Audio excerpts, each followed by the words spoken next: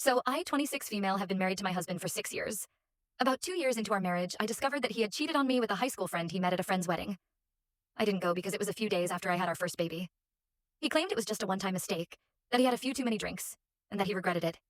I wanted to believe him. At that time, our daughter was only 1, and I didn't want to break up our family over something he swore was a mistake. I forgave him, or at least I thought I did.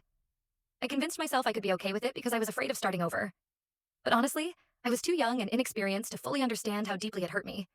3 years into the marriage, we had our second child, a son who's now 3. Around that time, I found out my husband hadn't just cheated once. He had cheated multiple times with different women during the early years of our marriage. I discovered this while preparing for my mother-in-law birthday and looking for photos for a collage. While scrolling through my husband's photos, I found screenshots of women's profiles from dating apps. I went through his old messages and found evidence confirming he had been cheating even before the girl from the wedding.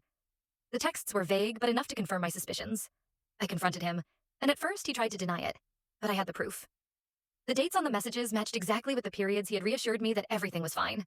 He eventually admitted to everything, breaking down in tears and saying how much he hated himself for what he'd done. He told me he had been foolish, immature, and afraid of losing me. He begged me not to leave him and promised that he had changed,